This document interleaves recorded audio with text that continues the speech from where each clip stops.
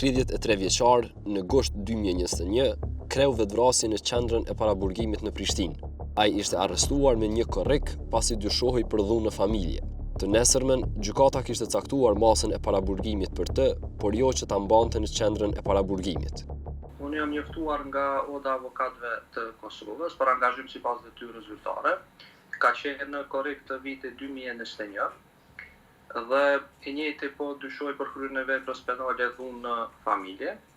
Për këtë arsye është caktuar edhe seanca dëgjimore, me të cilën prokuroria e shtetit kishte kërkuar që të caktohet masa paraburgimit, me kërkesë që e njëjta të mohat në Institutin e Forenzikës Psikiatrike. Të rijut nga Prishtina ju caktua që paraburgimin ta mbante në Institutin e Psikiatrisë Forenzike, pasi thuhej se sipas raporteve të mëhershme mjekësore, i njëjti kishte çrregullime psiqike. Po, ishte caktuar për arsye se i njëjti po buante nga disa smundje psiqike dhe kishte edhe më herët vepra penale. Dhe për këtë arsye është kërkuar që edhe të bëhet edhe ekzaminimi psikiatrik, i cili do të zgjaste 30 ditë. Por si u bë që 33 vjeçari ishte në qendrën e paraburgimit kur i dha fund jetës e jo në psikiatrinë forenzike? Gjykata themelore në Prishtinë, më 3 korrik 2023, i kishte caktuar masën e paraburgimit prej 1 muaji 33 vjeçarit. Këtë mas, ai do ta vuante në Institutin e Psikiatrisë Forenzike derisa t'i bëhej ekzaminimi psikiatrik. Gjykata kishte kërkuar që të konstatohej nëse i pandehuri në kohën e kryerjes së veprës penale a ishte në gjendje të paaftësisë mendore ose aftësisë së zvogëluar mendore dhe nëse i pandehuri është i aftë për të përballur gjykimin. Veç kësaj, duhej të konstatohej nëse droga dhe alkooli e kishin motivuar atë të kryente veprën penale, si dhe nëse kishte qenë përdorues a kishte gjasa për shërimin e tij. Po ashtu, gjykata kishte kërkuar edhe konstatimin e gjendjes momentale neuropsikiatrike të pandehurit. Ky ekzaminim do duhej të kryhej brenda 2 javëve dhe t'i dërgohej raport me shkrim për rezultatet gjyqtarit të procedurës paraprake dhe prokurorit të shtetit. Por kjo nuk ndodhi. Më duket se ky ekzaminim nuk ka mundur të kryej fare, për arsye se nuk kishte vend të mjaftueshëm në qendrën e forenzikës psikiatrike, duke ditë se qendra forenzike psikiatrike disponon vetëm me 44 vende, dhe për këtë arsye është njoftuar gjykata se kjo mas nuk mund të ekzekutohet aty, dhe pastaj gjykata e kishte dërguar në qendrën e paraburgimit. Në fakt, vetëm qendra e paraburgimit ishte informuar nga forenzika se në këtë institucion nuk ka vende të lira, dhe posa të lirohej vendi, ai do të pranohej për ekzaminim. 10 ditë pas, Y2 me kërkesë të psikiatrit ishte dërguar vetëm për 1 orë në psikiatrinë forenzike, ndërsa as pas 1 muaji gjykata e prokuroria nuk ishin pranuar raport për ekzaminimin e 33 vjeçarit. Avokati thotë se kishin kundërshtuar masën e paraburgimit duke pasur parasysh këto rrethana. Po, ne kishim kundërshtuar vetëm për këtë arsye sepse ishim të njoftuar me këtë dokuri se nuk ka vend, zakonisht në shumicën e rasteve nuk ka vend në qendrën e forenzikës psikiatrike, dhe se për shkak gjendjes së rënduar mendore mund të vinë ngjarje e keqe ashtu siç ndodhi. Për këtë arsye dhe kishim kundërshtuar këtë pjesë, por nuk kishim kundër ekzaminimit psikiatrik për tashmë të ndjerën. Gjykatësi nga Dhënim Arni thotë se gjykata ka kryer punën e vet. Ne jemi të vetëdijshëm, jemi edhe të informuar se ka mungesë të kapacitete të tilla, mirë po gjykata nuk mundet marrë parasysh këto shkaqe. Janë shqetësuese, mirë po nuk janë në domenin e gjykatës. Gjykata është zbatoj ligjin, të konstatoj po që s'është kryer vepra penale dhe të konstatoj cili është trajtimi i domosdoshëm për kryesjen e kësaj vepre penale, por nuk mundet marrë parasysh mungesën e shtretërve apo mungesa tjera cila do që i kanë institucionet për zbatimin e këtyre masave. Kjo nuk në kupton, po ne ishim për të gjetur një zgjidhje tjetër alternative, e cila nuk do të rëndonte edhe më ndër gjendjen mendore të tashmë të ndjerit. Por fatkeqësisht nuk kemi mundur të bëjmë zgjidhje adekuate. 1 muaj pasi Y2 po mbahej pa u ekzaminuar, prokuroria e rastit Edina Jupolli kishte propozuar vazhdimin e masës së paraburgimit. Gjykatësia e procedurës paraprake Vlora Pacolli Rexhepi i kishte vazhduar masën e paraburgimit duke kërkuar prap raportin ekzaminues brenda 2 javëve, duke theksuar se paraburgimi duhet të mbahet në psikiatrinë forenzike. Për vazhdimin e masës së paraburgimit, thotë se nuk ishte i njoftuar avokati Islami. Të njoftova pas vendimit të parë, edhe pasi që kemi bërë ankesën, pastaj nuk kam pranuar asnjë vendim tjetër, as nga ana gjykatës. Prandaj nuk kam mundur që të bëj kundërshtim. Në mungesë të shtretërve, Y2 u la sërish në qendrën e paraburgimit, 20 ditë pas aktvendimit të dytë të gjykatës dhe 50 ditë pas arrestimit në orët e hershme të mëngjesit, 33 vjeçari i dha fund jetës. Për këtë rast, betimi për drejtësi ka siguruar një dokument të Inspektoratit të Ministrisë së Drejtësisë, të cilët kishin kryer një inspektim të këtij rasti. Në raportin e inspektimit thuhej se nuk arsyetohet qëndrimi i gjatë në paraburgim duke mos zbatuar aktvendimin e gjykatës, pasi i burgosuri duhej të dërgohej në Institutin e Forenzikës, pasi gjykata kishte caktuar afate strikte. Betimi për drejtësi ka adresuar pyetje me shkrim për rastin e 33 vjeçarit, se cilat kanë qenë rrethana që për 50 ditë të qëndrimit në paraburgim kishte marrë trajtim vetëm për 1 orë në forenzik, mirë po të njëjtit nuk janë përgjigjur. Në anën tjetër, në raportin inspektues thuhej se duhet të iniciohet procedurë disiplinore ndaj personave përgjegjës që nuk kanë zbatuar këtë urdhër. Dhe duke qenë se punëtorët e psikiatrisë forenzike janë në kuadër të Ministrisë së Shëndetësisë, të njëjtit të inspektohen nga Inspektorati i Shëndetësisë. Megjithatë, nga Inspektorati Shëndetësor kanë thënë se nuk kanë pasur kërkesë për inspektimin e këtij rasti, ndërsa në anën tjetër, nga Prokuroria Themelore në Prishtinë kanë konfirmuar se rasti është në hetime. Me arsyetimin se rasti është në hetime, për këtë rast refuzojnë të flasin zyrtarët e Ministrisë së Drejtësisë dhe Shërbimit Korrektues.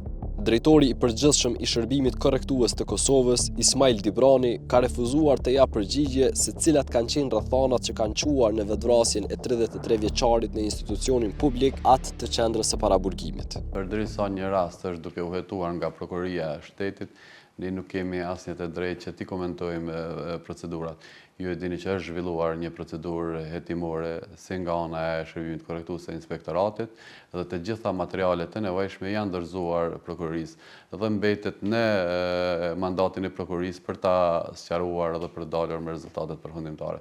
Kështu që nuk është në mandatin tonë ne me dhënë asnjë koment përderisa është duke u hetuar nga Prokuroria e Shtetit. Inspektorati i Ministrisë së Drejtësisë kishte rekomanduar që Instituti i Psikiatrisë Forenzike të zgjerojë kapacitetet. Atë kohë, inspektorati kishte hasur në të paktën 6 raste kur të paraburgosurit presin ekzaminim në mungesë të vendeve. Por gjendja ka shkuar duke u përkeqësuar. Edhe për më shumë se 2 vjet pas rastit tragjik, Instituti i Psikiatrisë Forenzike vazhdon të ketë mungesë të kapaciteteve, përkatësisht vend për ekzaminimin dhe trajtimin e personave të burgosur.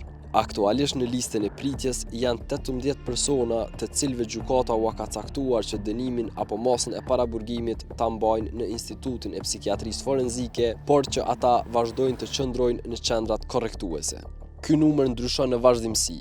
Fatin e 33 vjeçarit mund ta kenë edhe të tjerë, ndërsa faji dhe përgjegjësia i hidhet njëri tjetrit.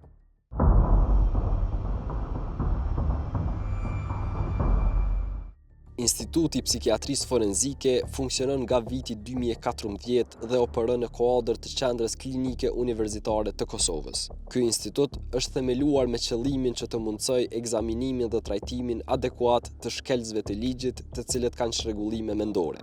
Themelimi i Institutit të Psikiatrisë Forenzike ishte paraparë me rregulloren 2003 thyje për 34 dhe strategjinë e shëndetit mendor të Kosovës të periudhës 2008-2013. Në mbështetjen e zyrës së Organizatës Botërore të Shëndetësisë me selinë në Prishtinë dhe me marrëveshjen e Ministrisë së Drejtësisë, si dhe Ministrisë së Shëndetësisë në vitin 2007, është përpiluar projekti për themelimin e këtij instituti. Projekt ky, i cili nuk ishte implementuar në mungesë të fondeve, deri në funksionalizimin e tij në vitin 2014. Kështu, gjykata varësisht prej veprës penale dhe rrethanave që është kryer ajo, jo rrallëherë krahas dënimit me burg, shqiptojnë masat për trajtim të detyrueshëm psikiatrik.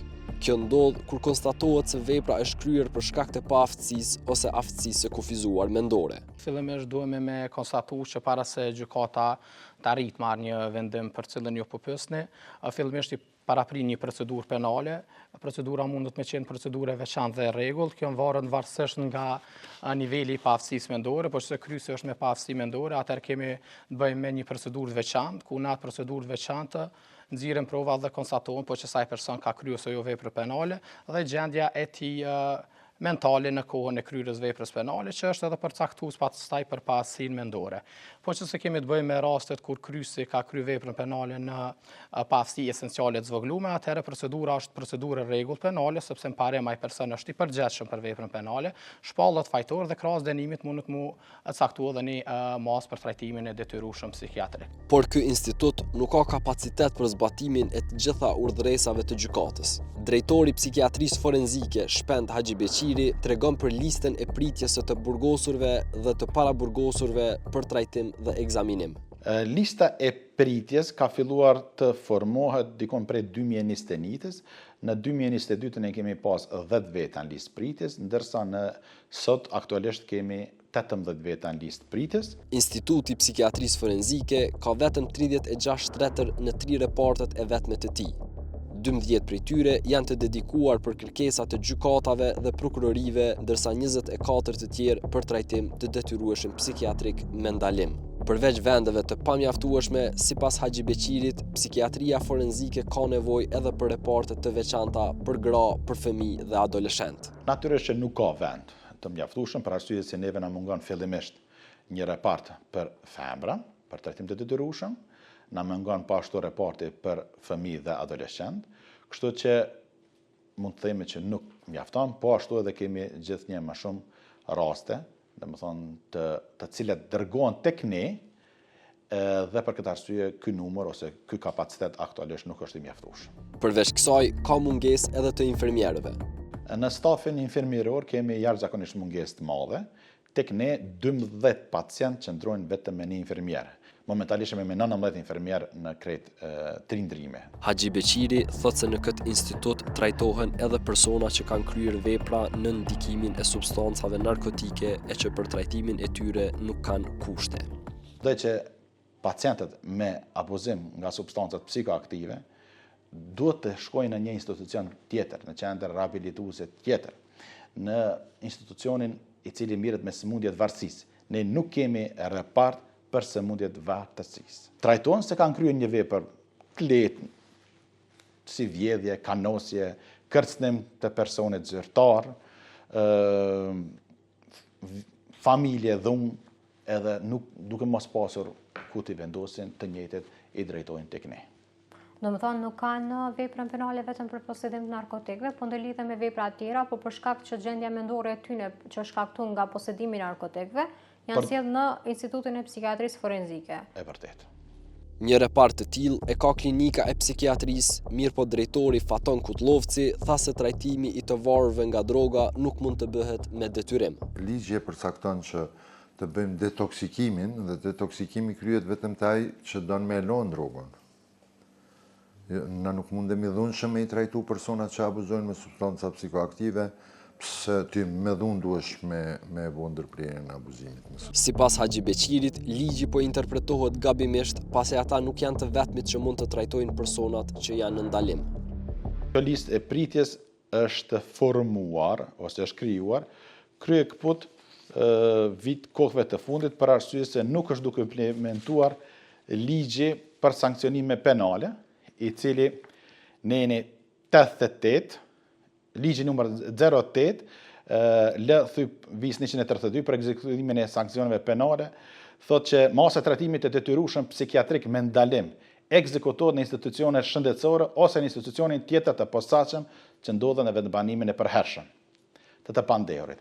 Kohëve të fundit, ky nen ose ky ligj nuk është duke u zbatuar dhe të gjithë rajonet ose krejt gjykatat e Kosovës janë të dërgu pacientët për trajtim të detyrueshëm me ndalim vetëm në IPFK.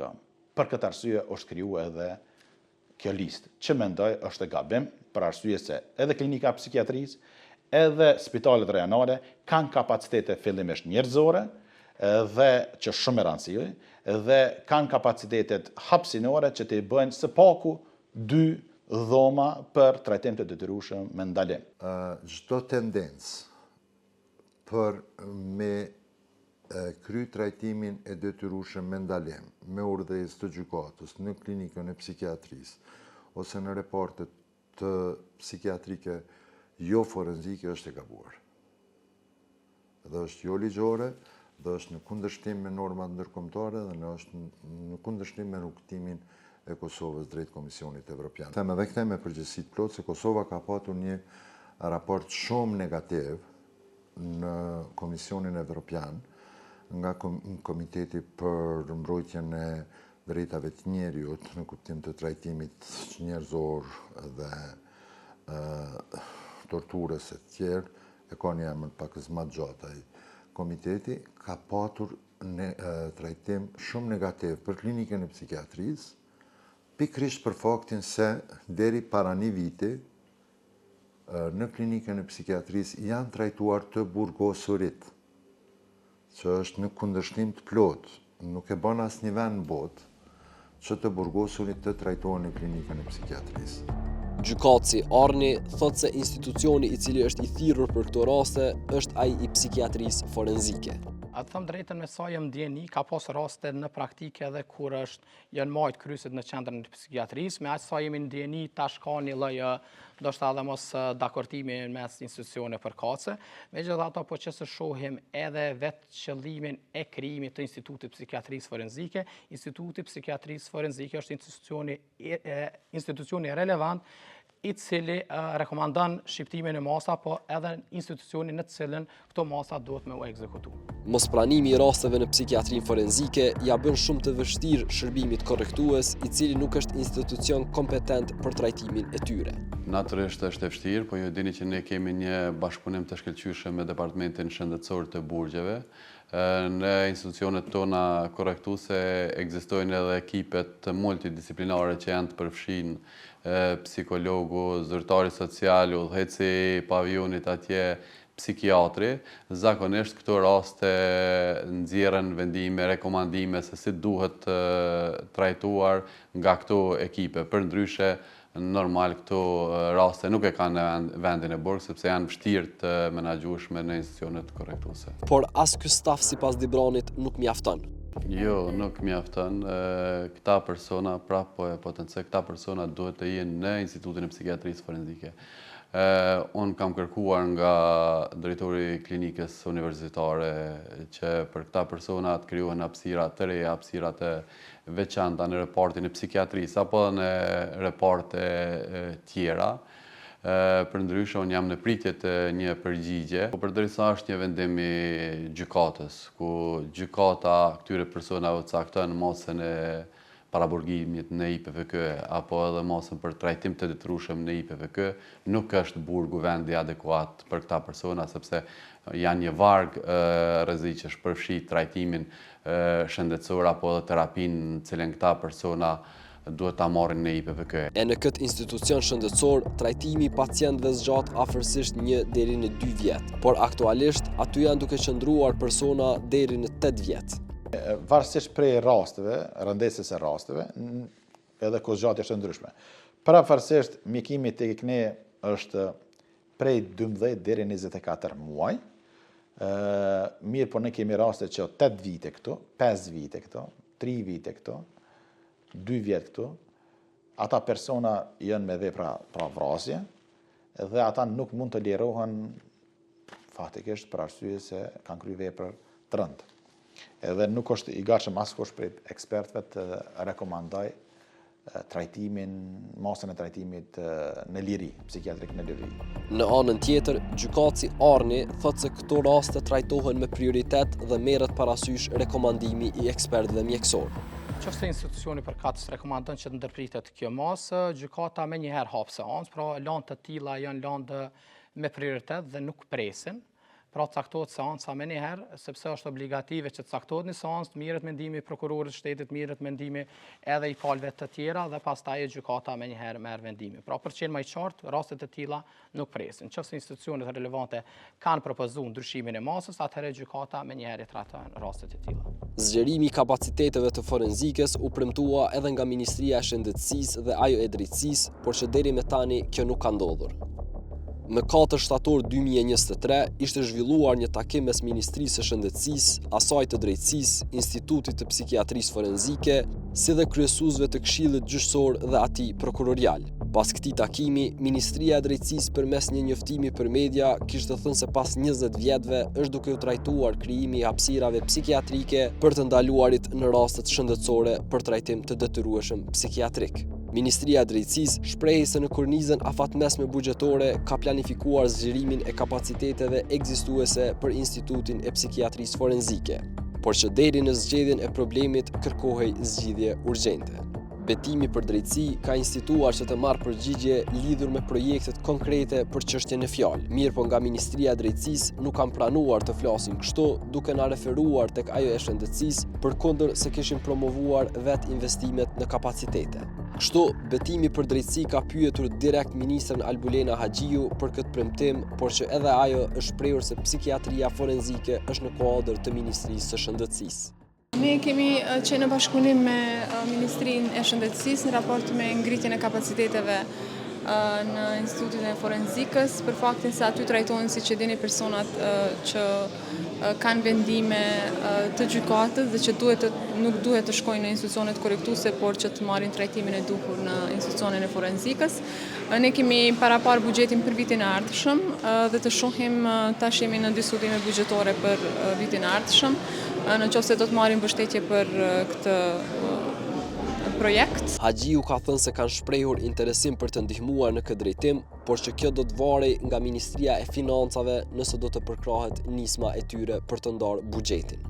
Unë besoj që më së miri për këtë do t'ju përgjigjeshin Ministria e Shëndetësisë dhe Shërbimi Korrektues, pra Departamenti i Burgjeve dhe në anën tjetër Shërbimi Korrektues, sepse ata i kanë bërë të gjitha planifikimet buxhetore dhe i di nevojat të cilat i ka, si më thonë, si Shërbimi Korrektues, po ashtu dhe institucione tjera që ndërlidhen me forenzikën. Me një kornizë afatmesme në Ministria e Drejtësisë. Janë parapar në kornizën afatmesme të buxhetit, megjithatë, ne kemi bërë kërkesë që edhe vitin e ardhshëm që ky projekt të na mbështetet, prandaj ne presim që institucionet përgjegjëse të na mbështesin me projekt. Ka kush po premti që të mbështetet ky projekt? Sigurisht që Ministria e Financave është institucioni përgjegjës që i adreson këto kërkesa. Ne kemi arsyetuar buxhetin në Ministrinë e Financave, por po them edhe një herë detajet në raport me projektin, se sa kapacitete shtesë do të ketë, sa shtretër do të vendosen, kur do të ndodhë saktësisht, i adresoni në Shërbimin Korrektues. Ne jemi në fazën e hartimit të specifikave. Buxheti është ndarë vetëm sa për të filluar projektin. Natyrisht është projekt 2 vjeçar, edhe parashihet që spaku 3 milion euro duhet të jenë investime për të krijuar spaku 30 vende të reja atje. Ministri Haxhiu fajsoi qeveritë e kaluara teksa përmendi krijimin e pavionit D në burgun e Dobravës. Unë e kam parë këtë si sfidë, Në momentin kur kam pranuar detyrën, jam njoftuar me këtë problem që ekziston. Menjëherë kemi nisur punën në këtë drejtim, për dallim prej ministrave të kaluar që asnjëherë s'e kanë adresuar drejt këtë problem, sepse ky problem nuk ka lind tash, ka qenë në vazhdimsi, por është neglizhuar po ashtu në vazhdimsi. Prandaj për herë të parë po trajtohet seriozisht, si me pavionin D, që tashmë deri në 80 persona që kanë probleme të ndryshme mund të dërgohen aty, dhe në anën tjetër me ngritjen e kapaciteteve në Institutin e Forenzikës. Në anën tjetër, Dibrani tregoi se në këtë pavion nuk trajtohen persona të cilët duhet të trajtohen në forenzikë. Jo, po flasim vetëm për personat cilët kanë dënim me burg, por kërkohet trajtim psikiatrik apo kërkohet trajtim i veçantë si për përdorus të drogave, po ashtu edhe për kategori tjera që i potencua personat e shtyrën e mush, personat që kanë problem me ecje, me shtaga, me karroca, probleme të tjera që janë vështirë të menaxhueshëm në institucione korrektuese. Betimi për drejtësi në vazhdimsi ka tentuar që të marrë përgjigje edhe nga Ministria e Shëndetësisë për projektet që ndërlidhen me psikiatrinë forenzike.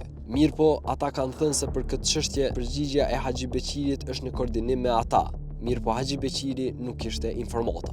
Nuk di, nuk mund të përgjigjem në këtë pyetje për arsye se nuk kam informata, domethënë lidhur me këtë çështje. Unë jam vetëm në grupin punues për ligjin për shëndet mendor, ku kam insistuar pasi që jemi bazuar në ligjin për shëndet mendor të Kroacisë, si shtet i Bashkisë Evropiane, që institucioni jonë të jetë në mbikëqyrje të Ministrisë të Shëndetësisë, direkt, këto kemi rekomandu. Në takimin e mbajtur mes akterëve relevant për zgjidhjen e problemeve në lidhje me kapacitetet forenzike, ishte propozuar që të sigurohen hapësira të veçanta brenda repartit të psikiatrisë në QKUK deri në zgjidhje të problemit. Mirpo Kutlovci thotë se nuk kanë kushte për trajtim të personave që kanë kryer vepra penale. Shikoni, duhet që të vedisohemi, klinika psikiatrisë nuk është spitali përgjithshëm. Dhe po të ishte, edhe ata nuk kanë gardian dhe nuk kanë kushte për trajtimin e personave që kanë kryer vepra penale. Klinika psikiatrisë është niveli më i lartë, niveli tretësor i kujdesit shëndetësor.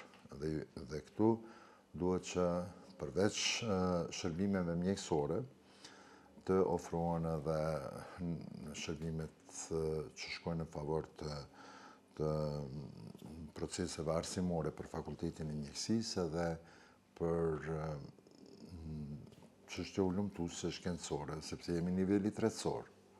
Dhe tash imagjinoni në një institucion të nivelit tretësor, të tipit të hapur, të trajtohen personat që kanë kryer vepra penale dhe edhe ashtu jemi shoqëri e stigmatizuar. Dhe është prej praktikave flasim, ka ndodhur që kemi pas rritje të intensitetit të ankthit të personat brenda repartit, sepse ne meqenëse se nuk ishim gardian, ata duhet të ruheshin nga gardianët ose nga policia dhe prezenca e personave të uniformuar në kuadër të klinikës psikiatrisë ka më ndiku negativisht tek personat që manifestojnë çrregullime psikike. Unë nuk kam qenë pjesë e takimit ku është bërë një propozim i tillë. Unë gjithsesi që do të zbatoj çdo vendim që merret nga Ministria e Shëndetësisë, patjetër. Sipas gjykatësit Arni, rastet e tilla janë në rritje. Andaj gjetja e një zgjidhjeje të shpejtë rezulton të jetë e domosdoshme. Parimisht nuk jam në dieni se sa raste tilla janë në gjykat, por në praktikën gjyqësore kanë vërejtë që raste tilla janë në rritje, andaj edhe institucionet relevante duhet bëjnë zgjidhje, sepse numri i këtyre personave vetëm se do të shkojë në rritje nga trendi që ne e vrem dhe trajtimi i tyre është i domosdoshëm në institucionet përkatëse, se para së gjithave trajtimi i tyre duhet të jetë human, sepse kjo ka të bëjë edhe me drejtat themelore të njerëzit. Problematik tjetër mbetet definimi i qartë i statusit të Institutit të Psikiatrisë Forenzike. Ne momentalisht funksionojmë në kuadër të QKUK-s. Momentalisht në ligjin aktual të shëndetit mendor ne nuk ekzistojmë as në ligj, ekziston si institucion shëndetësor përkatës, nuk është as emërtimi legjitim. Dyta, për të marrë fonde, për të dedikuar mjetet, duhet të ekzistojë një institucion i cili ekziston dikon letër. Na momentalisht jemi në QKUK dhe presim që ligji për shëndet mendor të definoj statusin ton ligjor, edhe se ku do të jesim edhe ku do t'i përgjigjemi. Ne nuk mund të kërkojmë fillimisht nga donatorët ndërkombëtar, domethënë rritjen e kapaciteteve dhe normalisht për të marrë fonde për të rritur kapacitetin duhet të pas një status ligjor të qartë. Ne momentalisht nuk e kemi statusin ton ligjor të qartë.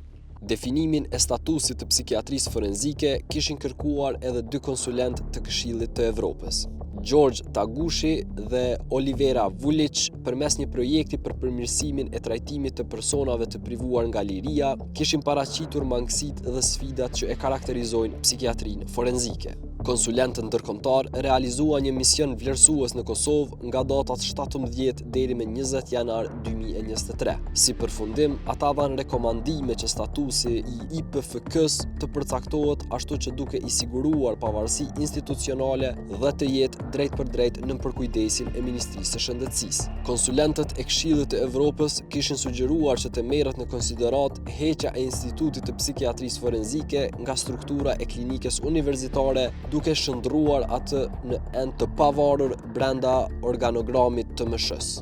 Deri në definimin e qartë të statusit të psikiatrisë forenzike dhe zgjerimit të kapaciteteve, të burgosurit kanë rrezik potencial të përfundojnë tragjikisht nga mos trajtimi adekuat i tyre.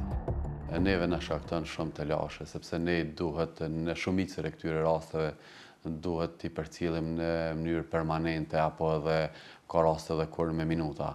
Stafit duhet jenë në vazhdimsi pranë dhomave të tyre duke monitoruar çdo lëvizje, përfshirë edhe rrezikun për vetë lëndem apo për vetë vrasje. Kështu që përveç aspektit të sigurisë, ne në bashkëpunim me stafin shëndetësor mundohemi që këtyre personave të ofrojmë një trajtim të dinitetshëm deri në momentin kur ne të marrim një përgjigje nga qendra klinike universitare për krijimin e hapësirave të reja atje, deri në hapjen e një tenderi për zgjerimin e kapacitetit atje. Avokati i 33 vjeçarit që kishte kryer vetvrasje thotë se kur kanë raste të tilla luten që të kenë fat dhe të kenë vend në psikiatrinë forenzike. Po, kjo është bërë si një praktikë, siç edhe bisedua më herët për shkak të kapaciteteve jo të mjaftueshme në qendrën e forenzikës psikiatrike, por tashmë mund të themi se duhet vetëm të kemi fat që në momentin kur caktohet kjo mas të jetë në ndonjë vend i lirë. Por duke qenë se janë vetëm 44 shtretër, në shumicën e rasteve kjo është e pamundur.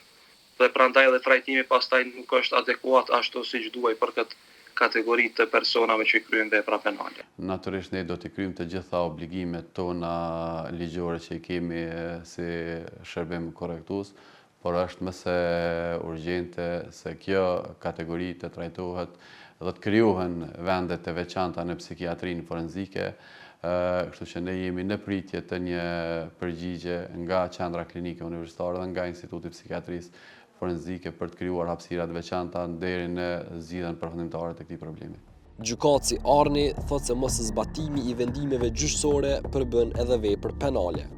Realisht, mos ekzekutimi i vendimeve gjyqësore aso mos përfillja e vendimeve gjyqësore në një formë ose tjetër është edhe vepër penale. Dhe çdo institucion ka për obligim me i zbatu dhe me i ekzekutu vendimet e formës prerë të gjykatave. Kurse avokati Islami thotë se shteti ka dështuar të përmbush obligimet në rastin e të mbrojturit të tij. Sigurisht se në raste të tilla është edhe një dështim i organeve përgjegjëse, për arsye se duhet të mendohet që të bëhet edhe zgjerimi i qendrës së forenzikës psikiatrike, që mos të vjen deri te këto raste siç është edhe në rastin e tashmë të ndjerit klientit tim. Rasti i vetvrasjes së 33 vjeçarit do të duhej të shërbente si alarm për institucionet e vendit që rastet e tilla të mos përsëriten. Por duke parë numrin e të burgosurve që presin për të marrë trajtim, tregon që institucionet relevante nuk e kanë me urgjencë zgjedhjen e këtij problemi serioz që prek edhe shkel edhe të drejtat e njerëzit.